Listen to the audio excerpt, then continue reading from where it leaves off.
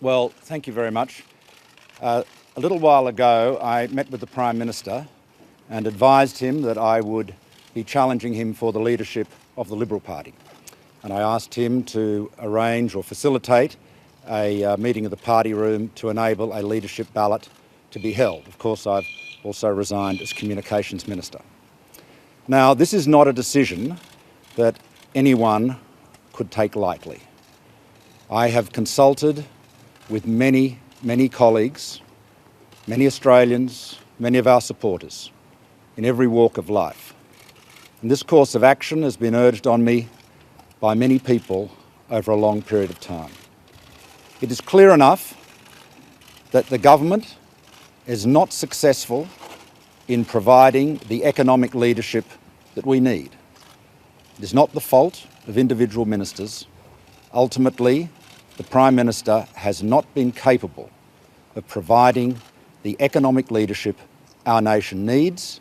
He has not been capable of providing the economic confidence that business needs.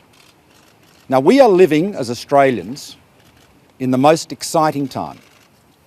The big economic changes that we're living through in here and around the world offer enormous challenges and enormous opportunities. And we need a different style of leadership. We need a style of leadership that explains those challenges and opportunities, explains the challenges and how to seize the opportunities.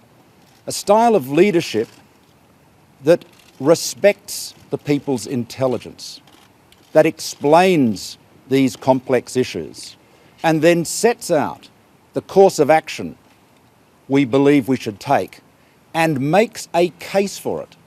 We need advocacy, not slogans. We need to respect the intelligence of the Australian people. Now, if we continue with Mr Abbott as Prime Minister, it is clear enough what will happen. He will cease to be Prime Minister and he'll be succeeded by Mr Shorten.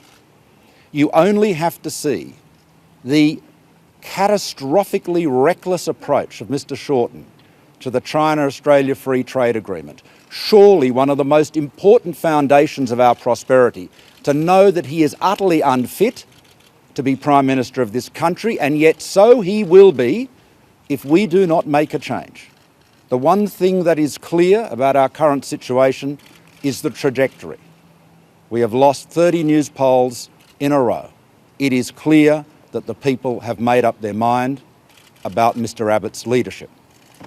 Now, what we also need to remember, and this is a critical thing, is that our party, the Liberal Party, has the right values. We have a hugely talented team here in the Parliament. Our values of free enterprise, of individual initiative, of freedom, this is what you need to be a successful, agile economy in 2015.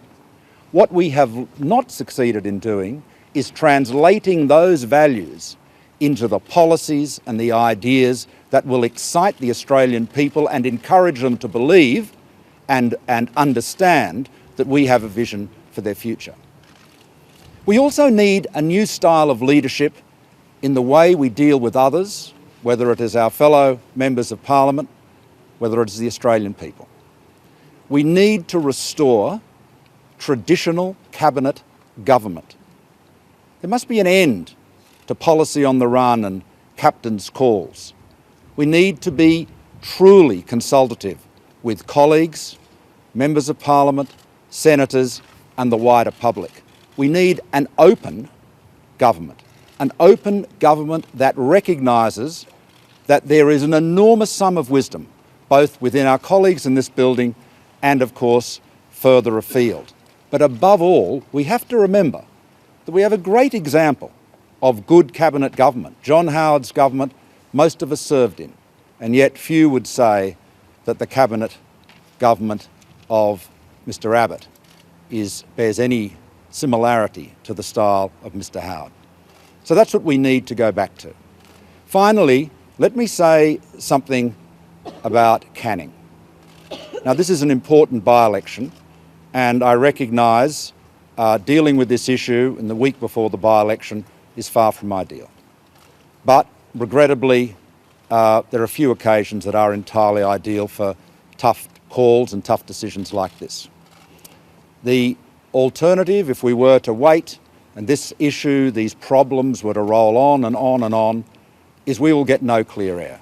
The fact is, we are maybe 10 months, 11 months away from the next election. Every month lost is a month of lost opportunities. We have to make a change for our country's sake, for the government's sake, for the party's sake. From a practical point of view, a change of leadership would improve our prospects in Canning, although I'm very confident with the outstanding candidate we have that we will be successful. Now, you'll understand that I now have to go and speak to my colleagues.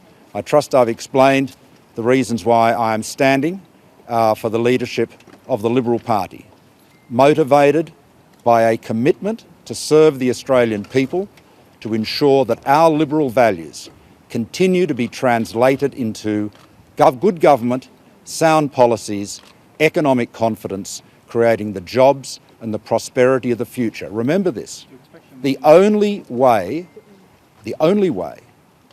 we can ensure that we remain a high-wage, generous social welfare net, first world society is if we have outstanding economic leadership, if we have strong business confidence. That is what we in the Liberal Party are bound to deliver, and it's what I am committed to deliver if the party room gives me their support as leader of the party. Thank you very much. Will the meeting be this afternoon or this evening?